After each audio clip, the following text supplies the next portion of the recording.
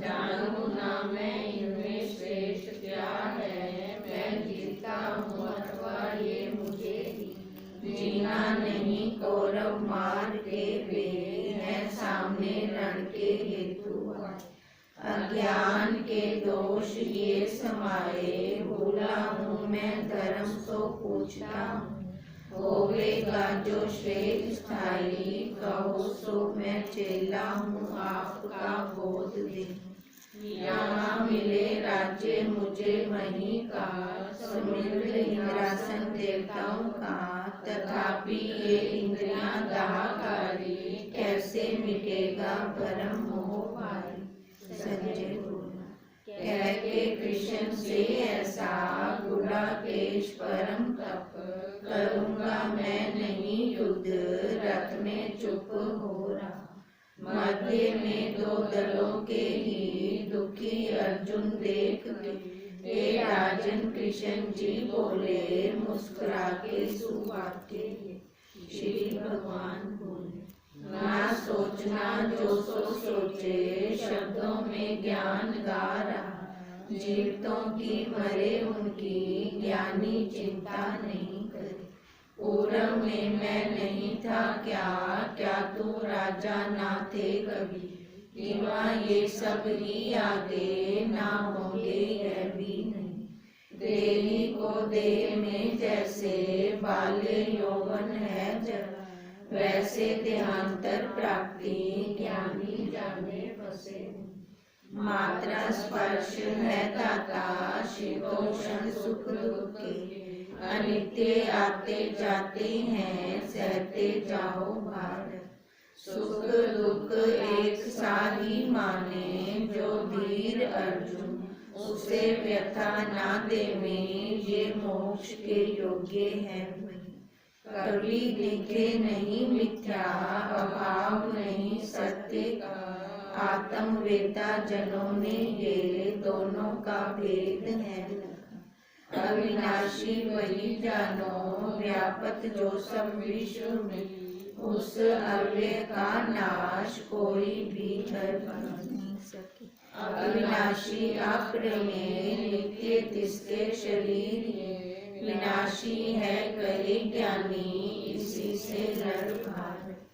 जो जाने है इसे हंता, माने जो मृत्यु है इसे।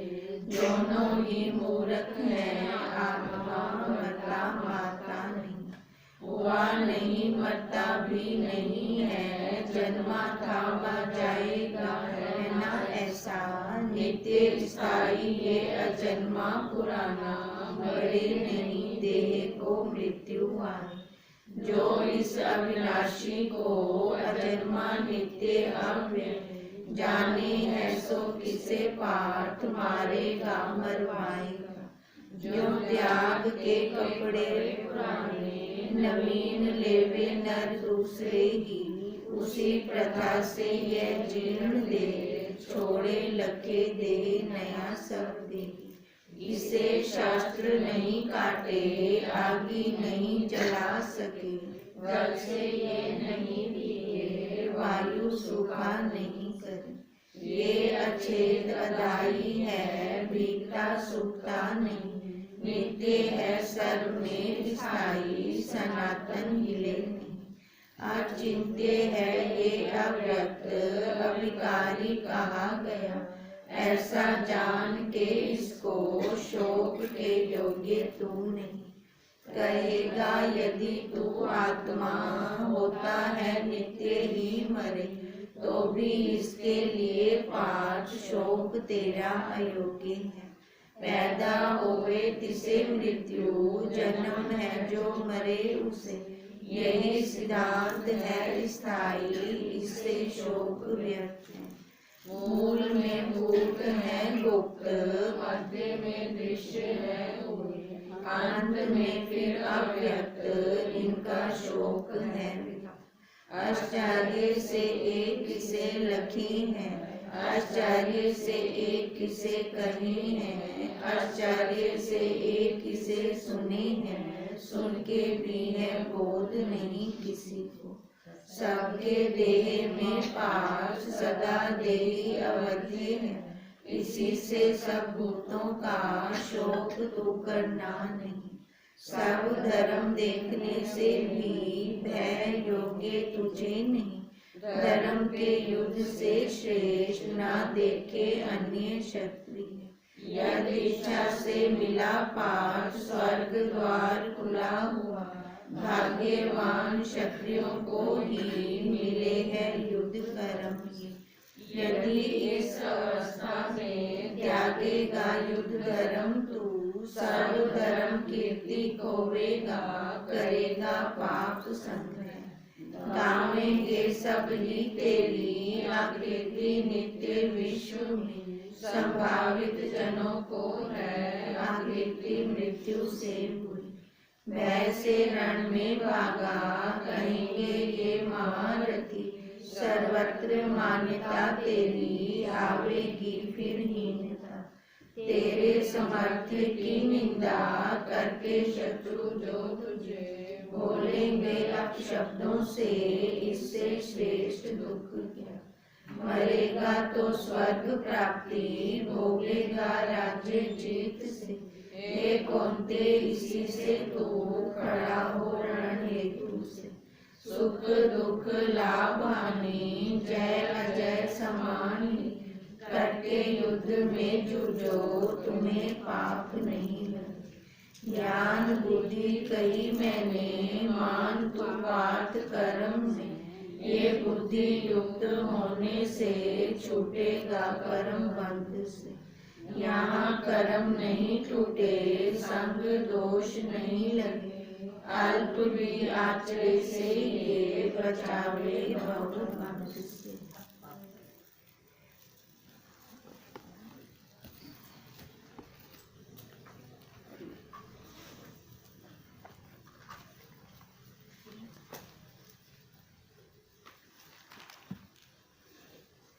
हमारा चल रहा था, क्वेश्चन था स्वप्न का।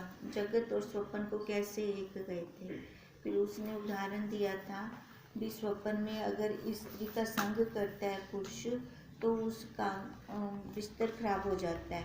अब यही उदाहरण दे रहे थे वो। तो फिर जो संग था फिर वो स्वप्न कैसे हुआ, वो असत्य कैसे हुआ। और वैसे हम कहते हैं कि स्वप्न हमारा असत्य होता है, वो मिथ्या होता है। तो अब उसने शंकावादी ने यही शंका की थी। अब उसके उत्तर में ही समझा रहे थे कि पहले तो ये कह रहे थे कि पहले तो ये देखें कि जगत है क्या। पहले तो जगत को खोला था। जगत क्या कह रहे थे, समूह। जितना भी हम बाहर देख रहे हैं पदार्थ, जितने भी देख रहे हैं उनका समूह, उस सब को हमने कहा जगत। फिर उसके बाद बोला स्वप्न। अब स्वप्न भी तो समझना चाहिए ना।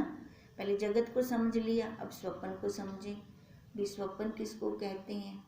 अब स्वप्न वो कहा जो है नहीं और हमें दिखा, है नहीं और हमें भाषा, है ना। जब जागृत अवस्था में आते हैं तो वो होता नहीं। अब दोनों का कंपैरिजन करवाया, फिर जगत का भी स्वप्न का भी। अब जगत का कैसे कंपैरिजन करवाया कि जगत में जितना भी हम पदार्थ वस्तु जितना कुछ देख रही हैं वो खाली आँखों का दुख है, माया है। क्योंकि कोई भी वस्तु कोई भी पदार्थ वैसा का वैसा रहता नहीं। पल पल में क्षण क्षण में वो मर रहा है, क्षण क्षण में मर रहा है ना। इकट्ठे नहीं मरा, पल पल में वो मरा, है ना। अब पल पल में मरता हुआ हमें दिखता नहीं है वो। अब इसका हमने लिया था ना उदाहरण भी। कोई आए बाहर से तो वो देख के बताता है कि बच्चा बड़ा हो गया, हमारे सामने रोज होता है तो हमें दिखता भी नहीं है, ये बड़ा भी हो रहा है। अब किसी ने बाहर से आकर बताया तो हमने जाना कि बच्चा बड़ा हो रहा है। अब बड़ा हो रहा है मतलब वो घिस रहा है, पल पल उसका ख़त्म हो रही है आयु, पर हमें एक बार में तो नहीं दिखी, पर घिस रही है, ये तो पक्की बात है। अब ऐसे ये बता रहे थे कि जैसे स्वप्न वो छोटे काल का होता है तो हमें एकदम निश्चय हो जाता है कि वो मिथ्या है। अब ये दीर्घ काल का स्वप्न है, जो ये जागृत हमारा चल रहा है, ये दीर्घ काल का होने के कारण हम इसको स्वप्न नहीं जान सकते, हम इसको मिथ्या नहीं मान सकते। अब इसलिए तो ये उसकी शंका हो गई थी कि अब वही जो हमें प्रकट होने पर भी जागृत में दिखाई दे रहा है, तो मैं कैसे मानूं कि वो निवृत्त है? दिख रहा है मेरे आंखों को, पर हमें वो घिसता हुआ नहीं दिख रहा, पल पल में मिटता हुआ नहीं दिख रहा। तो यही शंका हो रही थी उसको। अब उसके बाद वो अवस्थाएं बता रहे थे, जागृत, स्वप्न, सुषुप्ति और तुरिया। फिर जागृत को बताया, जागृत में कहाँ होता है वो नेत्रों में होता है जागृत में। स्वप्न में कहाँ होता है? कंठ में होता है। और सुषुप्ति अवस्था में हृदय में होता है। और तुरीय अवस्था में वो सबको देखने वाला बन जाता है, इन तीनों शरीरों से ऊपर हो जाता है। अब कहती जो ये तुरीय अवस्था आती है ना, ये ज्ञानी की आती है, और ये जागृत, स्वप्न, सुषुप्ति अवस्था बाकी सब की आती है। सब हम उसका अनुभव करते हैं ना। अब कोई विरला जाकर इस तुरीय अवस्था का अनुभव करता है। अब कहते हैं इससे स्पष्ट है कि 4 अवस्थाएं केवल वृत्ति की भूमिकाएं, क्योंकि रहती तो है नहीं ये अवस्थाएं, आ रही हैं जा रही हैं, एक पल इकट्ठे रही, एक साथ चारों आई, एक साथ तो चारों आती ही नहीं। अब तो ये क्या है, इसका मतलब कि हमारी वृत्ति है ना, वृत्ति किसको कहते हैं? फूलने को, जो हम संकल्प विकल्प करते हैं उसमें ये आती है, हमारी वृत्ति में आती हैं ये अवस्थाएं, उस साक्षी में है नहीं। इनका स्वरूप बिना संकल्प के और कुछ नहीं है। जो ये अवस्थाएं हैं इनका क्या स्वरूप है? कुछ भी नहीं है, खाली संकल्प है, वो हमारे फूलने के कारण। अब जो हमने स्वप्न देखा, स्वप्न हमने कैसे देखा? जिसके जागृत में हमने संस्कार लिए, है ना। कई बार तो ऐसे भी होता है कि ऐसा तो मैंने पहले कभी देखा नहीं, इस जीवन काल में मैंने कभी ऐसे देखा नहीं। कभी कभी हमें वैसे भी स्वप्न आते हैं। अब कहते हैं इस जीवन काल में नहीं देखा ना, वो जीव तो पिछले संस्कार भी तो साथ में लेके आ रहा है ना। अब वो नहीं पता, मैं तो खाली बस यही समझ रही हूँ ना, जितनी अब बचपन से लेकर अब तक हूँ इसी को मान रही हूँ। पर वो जीव तो भटक रहा है ना, कब का इतना तो पक्का है ना, क्योंकि पहली अवस्था जब इस जीव ने ली होगी तो मनुष्य शरीर ही होगा इसका, वहीं से ये बिगड़ा होगा, तभी से आज तक ये चल रहा है। अब चल रहा है तो इसका मतलब वो संस्कार भी तो जोड़ता आ रहा है साथ के साथ, खाली तो नहीं आ रहा हर जन्म से, अपने संस्कारों की पोटलियाँ साथ में भर भर के ला रहा है। कहते हैं जब वृत्ति नेत्रों में स्थित होकर जागृत अवस्था को देखती है, उस समय स्वप्न और सुषुप्ति दोनों नहीं होते। एट ए टाइम एक ही अवस्था रहती है, चाहे जागृत रहे, चाहे स्वप्न रहे, चाहे सुषुप्ति रहे, है ना, एक ही होगी अवस्था। अब कहते हैं इसलिए उस समय जागृत और सुषुप्ति दोनों ही नहीं होती। कब? स्वप्न अवस्था में, जब वृत्ति हृदय में स्थित होकर अविद्या में लीन हो जाती है, उस समय जागृत स्वप्न दोनों नहीं होते, खाली सुषुप्ति अवस्था होती है। जब वृत्ति ज्ञान में स्थित होकर ज्ञान स्वरूप परमात्मा को पहचानती है, उस समय ये तीनों अवस्थाएं नहीं होती, जागृत, स्वप्न और सुषुप्ति। कब? जब ज्ञान में स्थित होती है। अब ज्ञान में स्थित हुई तो इसका मतलब वो कौन सी स्थिति होगी उसकी? तुरिया हो गई। उस समय जागृत, स्वप्न, सुषुप्ति तीनों नहीं होते, अतः तुरीय की अपेक्षा से अन्य तीनों अवस्थाएं मिथ्या हैं, तुरीय की अपेक्षा से। अब तुरीय क्या है? अपना स्वरूप है, हम हैं वही, पर हमने अपने आप को कुछ मान लिया। अब मानना कब? जागृत अवस्था में, है ना, जागृत अवस्था में ही हम मानते हैं ना। देखो स्वप्न अवस्था का बखान भी हम कब करते हैं? जागृत में आकर। स्वप्न में तो नहीं करते, स्वप्न में तो हमें पता ही नहीं होता कि ये मैं स्वप्न देख रहा हूँ। उसका बखान कब किया? जागृत अवस्था में। सुषुप्ति का भी बखान कब किया? जागृत अवस्था में।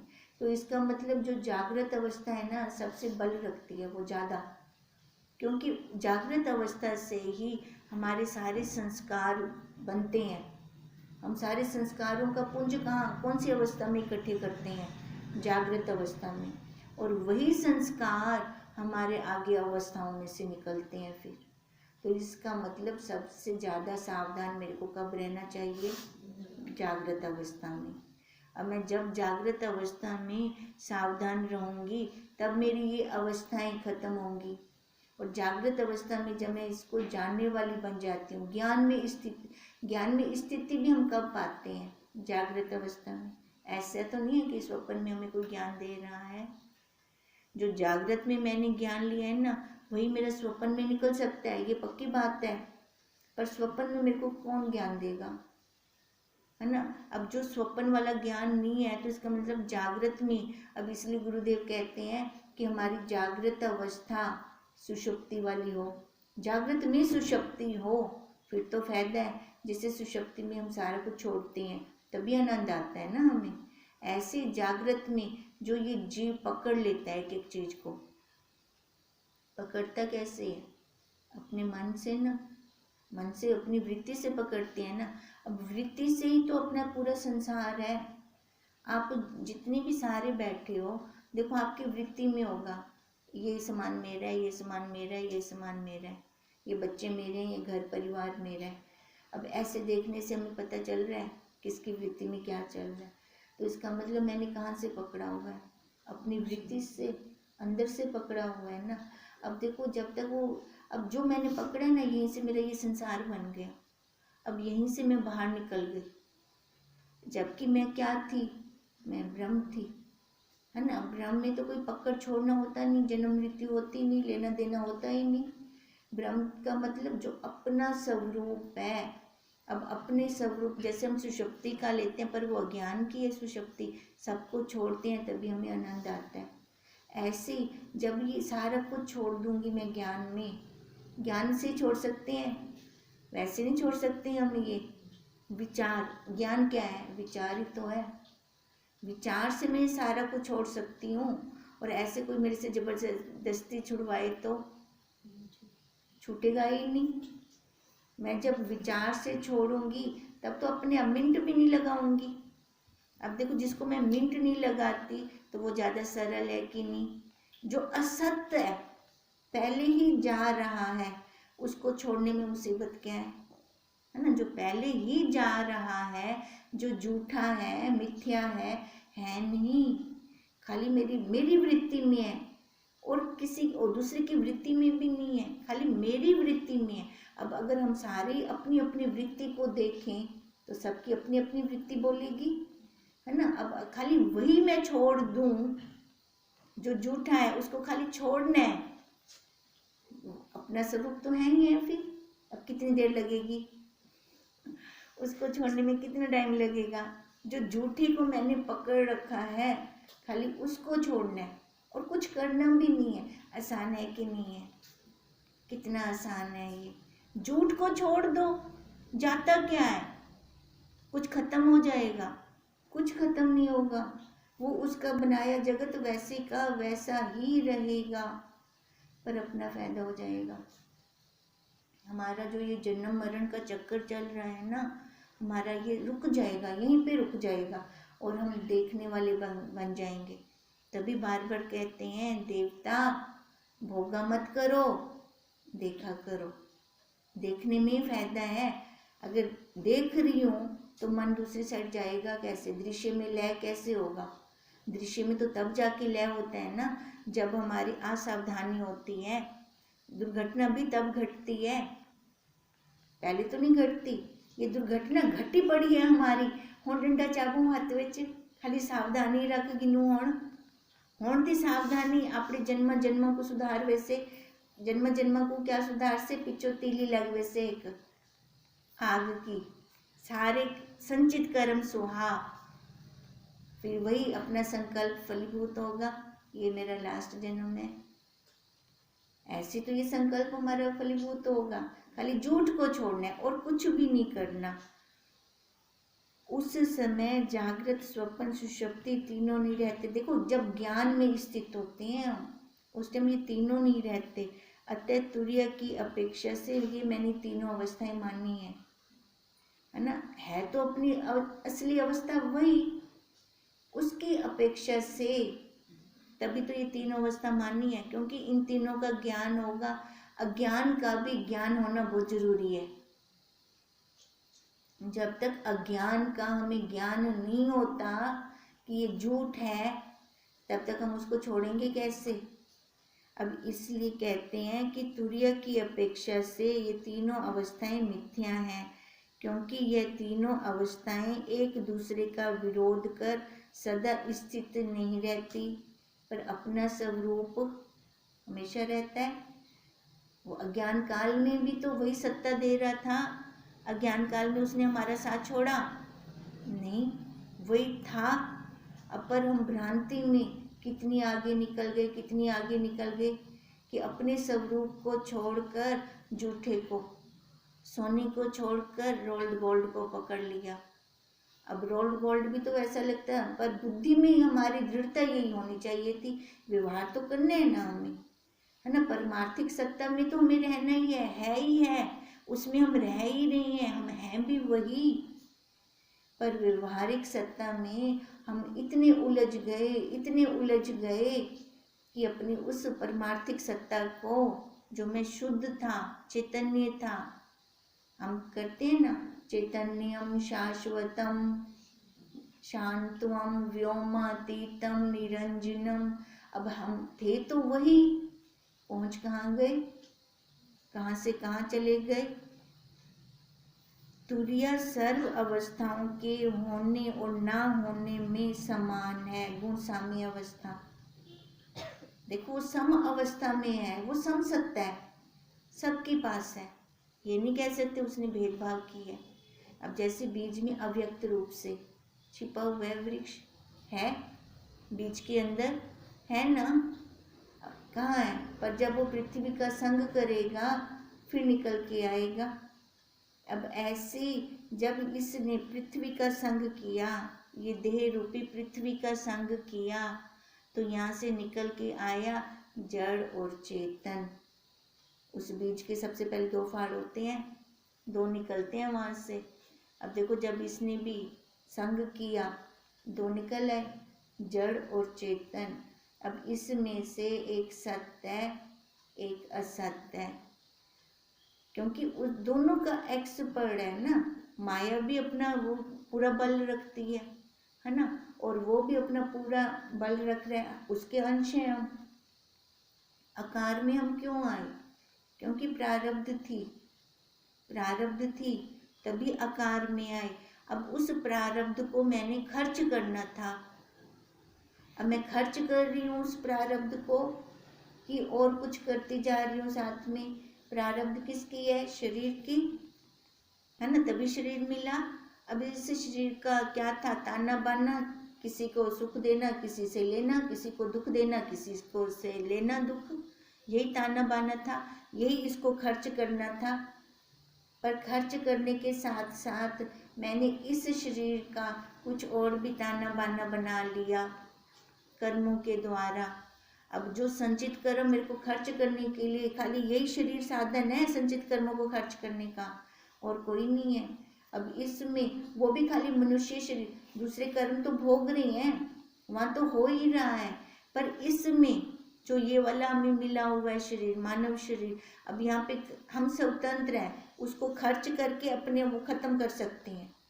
पर हम क्या करते हैं, साथ में और संचित कर्म बनाते जाते हैं। अब इसके कारण वो यथार्थ अवस्था से हम दूर चले जाते हैं। फिर कहते हैं शेष तीनों अवस्थाएं मिथ्या और कल्पित हैं। खाली हमारी सच्ची अवस्था कौन सी थी, तुर्या। सही में तो हम वही ब्रह्म थे। बाकी जो ये तीन अवस्थाएं, ये मैंने खुद ओढ़ी हैं, खुद मैंने उनको ओढ़ा है। ओढ़ूंगी कैसे, जब मन के साथ जुड़ जाती हूँ। ये मेरा, ये घर मेरा। देखो हम जुड़ते भी तो किसके साथ हैं, जड़ के पीछे, है ना, जड़ के पीछे तो जुड़ रही हैं। अब जो हमारे लेन देन थे, बच्चे बाद में क्यों आए? कर्म का भुगतान है ना, पहले क्यों ना मिले बच्चे, है ना, आए ना बाद विच क्यों आए? क्योंकि शेष जो बच्चे थे कर्म, वो बच्चे बन के आ गए। अब ये समझ हो तो हमारा भुगतान कितनी आसानी से हो जाएगा कि मैं भुगतान कर रही हूँ, वहाँ पे और हमारे बनेंगे। अब बच्चे जो आए सो आए, अब बेटे के साथ नूह भी आ गई, कितना जबरदस्त भुगतान है कि कहना, है ना, नूह दा भी है, सस दा भी है, परिवार दा नूह दा ही है। अब इस समझ हो से तादा आराम भुगतान थी, वैसे अगर समझ ना हो से तबला क्लेश हो से भुगतान कहना थी से उतेंगे जुड़ते हुए कर्म और हम बनाते जाएंगे वहाँ पर। इसलिए कहते हैं जगत केवल 3 अवस्थाओं का ही नाम है। जगत अब क्या निकला? जो मैं ये संकल्प छोड़ रही हूँ अपने अनजाने में, हम कितने संकल्प बना डालते हैं, हमें पता ही नहीं चलता। वही तो फिर बार बार आ रही है, रिटर्निंग गिफ्ट मिल रही है हमें।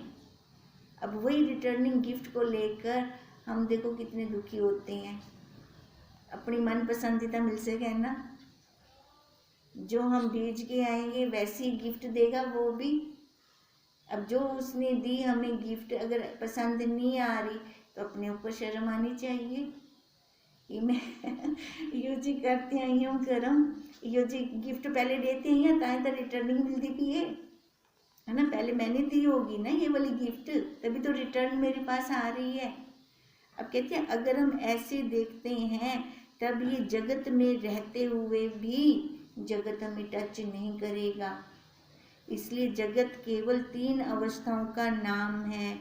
ये 3 अवस्था, चौथी अवस्था तुर्य की अपेक्षा से स्वप्न की तरह है। 3 अवस्थाएं तुर्य की अपेक्षा से कैसी हैं? स्वप्न की तरह, क्योंकि वो आने जाने वाली हैं और अपना स्वरूप एक रस है, वो आने जाने वाला है। देखो बचपन से लेकर आज तक उसने क्या मेरा साथ छोड़ा? रहा ना।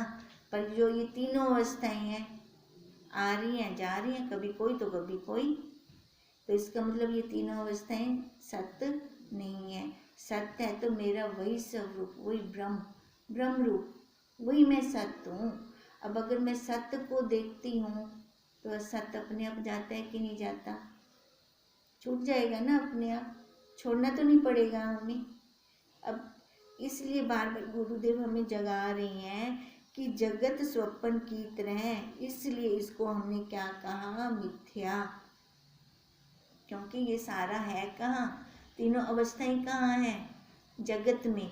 अब जगत में किस में आई? जगत में। अब जगत क्या है? जगत ये जो हमारे मन के अंदर है, संसार। अब यही हुआ तो इसका मतलब हमारा बनाया हुआ मिथ्या, मैंने खुद बनाया है ना ये। अगर मैं इसको मिटना चाहती हूँ तो मिट भी तो जाता है, मिट जाता है ना। अगर सत्य होता, अगर मैं ज्ञान के विचार से उनको मिट रही हूँ, उन संस्कारों को, तो ये मिट रही हैं। अगर ये सत्य होते तो मिटते ना, वही वैसे के वैसे बने रहते। अब इसलिए कह रही हैं कि इस प्रकार जगत स्वप्न की तरह मिथ्या कहा जाता है और पूर्वोत्तक अवस्थाओं में से 3 अवस्थाएं जागृत, स्वप्न और सुषुप्ति तो सर्व मनुष्यों पर आती हैं और तुरीय अवस्था, चौथी अवस्था केवल तत्वज्ञानी पे आती है, किसी विरले पे आती है ये वाली अवस्था, तुरीय अवस्था। क्योंकि सारे संसार में बच्चे बच्चे पड़े हैं। अब जो पुरुषार्थ करेगा वो निकल जाएगा। तभी कहा ना, आचार्य से एक इसे सुने है, आचार्य से एक इसे लखे है ना। आचार्य से एक इस पे टिकता है, सुन के भी नहीं है बोध किसी को, सुनने के बाद भी तो टिकाव कहनी नहीं तो सुनते तक कितने साल थी ये। तभी तो गुरुदेव कह रहे हैं मैं इतने सालों से सुनाता आ रहा हूँ और हम सारे सुनते आ रहे हैं। अब सुनने के बाद कौन टिका? अब जो टिका उसको बोला महात्मा, पुरुषोत्तम। सभी पुरुषों में से वही उत्तम है। वहाँ पे शरीर की आयु नहीं आड़े आती, वहाँ पे ये शरीर का आकार भी नहीं आता, चाहे स्त्री चोला हो चाहे पुरुष हो। पुरुष तो वही है जो टिक गया, भले वो स्त्री के आकार में ही क्यों ना हो। अब इसलिए वो कहते हैं कि यही चौथी अवस्था केवल तत्व ज्ञानी की होती है। इससे सिद्ध हुआ कि केवल तत्व ज्ञानी जागता है और अन्य सारे स्वप्न में हैं। तभी हम कहते हैं हम सारे स्वप्नर हैं, हम स्वप्नर हैं। अभी जाग जाएं। स्वप्न कब आता है? जब सोते हैं ना, तब आता है ना। अभी ब्रह्मा जी सोए पड़े हैं, क्योंकि ब्रह्मा जी की ये सृष्टि है। ब्रह्मा जी अभी सोए पड़े हैं। अब उनके सोते हुए हम सारे स्वप्न देख रहे हैं, और ये स्वप्न के हम सारे नर हैं। अब वो जब हम जाग जाते हैं तो हमारा स्वप्न खत्म हो जाता है। अब वो जब जाग जाएंगे तो महाप्रलय हो जाएगी। उस महाप्रलय से पहले मैं अपना काम बना लूं कि दोबारा मैं स्वप्न में ना आऊं, फिर दोबारा मैं फिर स्वप्न में ना आऊं किसी के भी। क्योंकि वो कहते हैं तू खुद ब्रह्म ही है ना। अभी तो हम देख रही हैं कि ब्रह्मा जी का स्वप्न चल रहा है। अब उन्होंने तो हमें क्या बोला, वो बड़ा तू छोटा, अंश उसी का है ना। संसार वाला भी अंश है हमारे पास, और उस परमात्मा का भी अंश है। बाहर परमात्मा, इधर आत्मा। वो बड़ा तो इधर छोटा, उसी का अंश है। तो अपने इस अंश को तू बड़ा कर दे, तेरा घाटा क्या होगा। एक छोटी सी तीली पूरी क्षमता रखती है पूरे घर को जलाने में, रखती है कि नहीं रखती? अब ये छोटी तीली पूरी क्षमता रखती है इस शरीर का नाश करने में, रखती है कि नहीं रखते? देखो सबके पास है ये पावर, किसी एक के पास नहीं है। तभी बोला कि वो समसत्ता है, सबके पास समान रूप से है। पर है कैसे, विकसित कैसे है? जैसे हमने उसका उदाहरण लिया, बीज में अव्यक्त रूप से पड़ा है सारा कुछ, ऐसी सबके अंदर वो अव्यक्त रूप से परमात्मा है। जो निकालेगा वहाँ निकल आएगा। अब निकालने के लिए अपना पुरुषार्थ चाहिए। तभी वशिष्ठ जी कहती हैं कि फूल को मसलने में भी टाइम है, पर यहाँ पे तो उतना टाइम भी नहीं है। क्या करना है? जूठे को छोड़ दो, करना और है थोड़ी इसमें कुछ विशेष बंधन कुछ है ही नहीं इसमें, खाली झूठ को ही हमने छोड़ना है। अब झूठ को क्यों नहीं छोड़ा जा रहा? किस लिए नहीं छोड़ा जा रहा? सबसे बड़ा झूठा तो ये शरीर, शरीर से ही वो सारा कुछ निकल रहा है। एक क्वेश्चन है, इस शरीर का देह भाव छोड़ दो, बस सारे सम हमारे सॉल्व हो जाएंगे।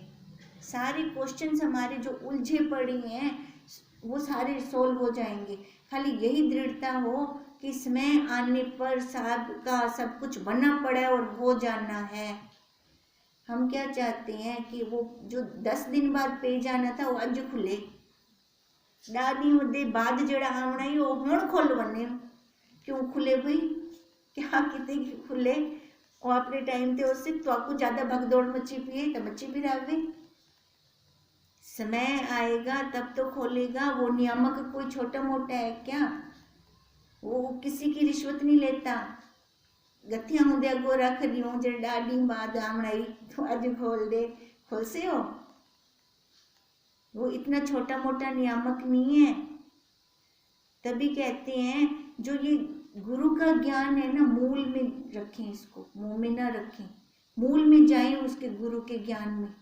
मूल में जाते हैं तो सब वही परमात्मा। फिर वो जल्दी जल्दी नहीं लगेगी हमें। जल्दी ना होने के कारण हलचल कितनी हो जाती है, वो हलचल नहीं होगी, फिर हमें स्थिरता आ जाएगी। क्योंकि वो भी तो स्थिर है, वो डुलायमान नहीं होता, वो चलायमान नहीं होता, वो भी आचल है। मैं भी आचल हूँ, पर देखूंगी तब जब मैं देखती ही नहीं हूँ। फिर तो भागम भाग कौन है? भागम भाग संसार, वही भाग रहा है। अब संसार में मैंने बाहर दृष्टि नहीं डालनी, इस शरीर को देखना है, भाग रहा है कि नहीं भाग रहा।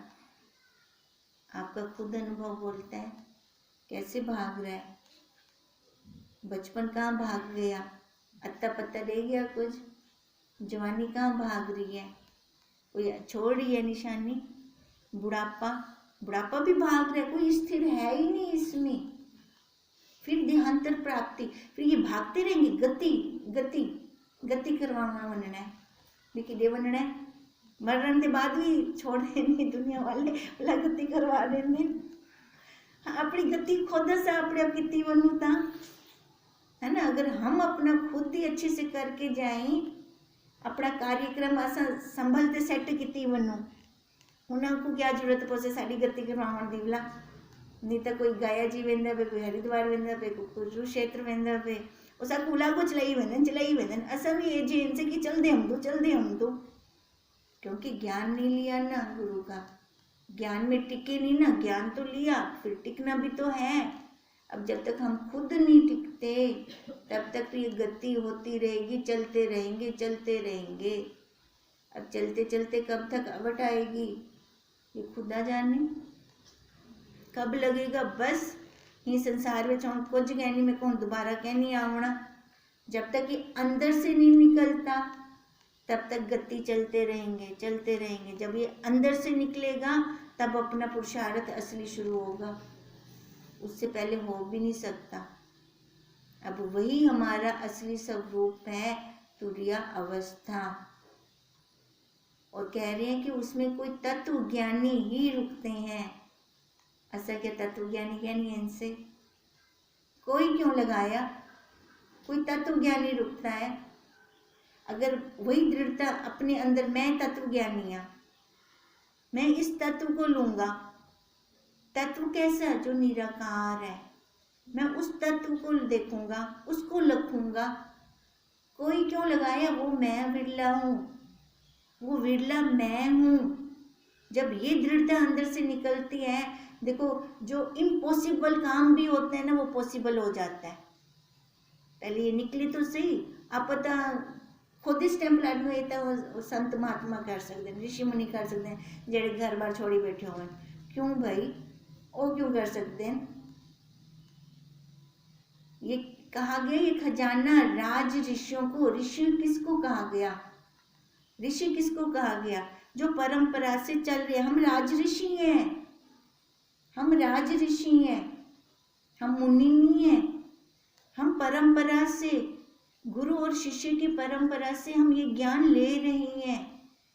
अब ये ज्ञान लेकर तो क्या मैं वो, क्योंकि अपना ज्ञान भी तो तत्व वाला है। हमें अपने गुरुदेव ने आकार से बांधा, मेरे आकार को पूजो या मेरे आकार नाली चिपटे रहो, ऐसे बोला हमें हमारे गुरुदेव ने? नहीं, गुरुदेव हमें तत्व पे बिठा रही हैं। अब देखो हमारे गुरु कब खुश होंगे? जब उनकी स्थिति जैसे हमारी स्थिति हो जाएगी, वो फिर खुश होंगे। हमें बाहर से उनकी चापलूसी करके उनको खुश नहीं करने की जरूरत। उनको पता चलता है, वो सब कुछ देखते हैं। जो बच्चा चल रहा है उससे तो खुश हैं, भले वो पास में भी ना आए। और जो चापलूसी करके पास में आए तो वो क्या अच्छे हो जाएंगे? नहीं, क्योंकि वही टाइम खाने वाले बन जाएंगे, समय खाते हैं फिर वो। अब यही गुरुदेव दिखाते हैं, निगाह देते हैं, नजर देते हैं हमें। नजर हो और ये दृढ़ता हो कि वो विरला मैं हूँ। अगर हम सारे ये सोचें, वो विरला मैं, हाँ सारे ये सोचो तो सा छोटे वे खुली, वो विरला मैं हाँ, वो विरला मैं हाँ। अब अगर पहले देखो वो वृत्ति चलेगी हमारी, है ना। वृत्ति में आए तो सही, वो विरला मैं हाँ। बाहर क्यों देखा, बिना को क्यों देखा, वो विरला मैं खुद हाँ। अगर ऐसे हमारी वृत्ति में ये ज्ञान रुकता है, ऐसे भाव आते हैं, अपना काम बहुत आसानी से हो जाएगा, बहुत आसानी से हो जाएगा अपना काम। ये हम चाहते भी तो यही है ना, कि सरलता से, जैसे गुरुदेव कह रही हैं कि फूल को मसलने में टाइम लगता है, अपनी स्थिति बनाने में, तत्व में रुकने में हमें उतना टाइम भी नहीं लगता। तो वो मैं सिद्ध करके भी तो दिखा सकता हूँ। इतनी पावर हम सबके पास है कि हम वो सिद्ध करें। क्या है इसमें, क्या मुसीबत है? कुछ है थोड़ी मुसीबत? छोड़ना है, झूठ को छोड़ दियो, सत्य को, सत्य तो उंगलियों को पकड़ने की लोड़ ही कहनी, खाली झूठ छोड़ना है। छोड़ने में कुछ ज़्यादा बल लगता है, पकड़ने में लगता है बल, है ना। छोड़ने में बल नहीं लगता। अब एक बार छोड़ दें, सारा हाथ खुले कर दें, हम अपने स्वरूप में आ जाएंगे फिर। हरि ओम तत्सत, हरि ओम तत्सत, हरि ओम तत्सत।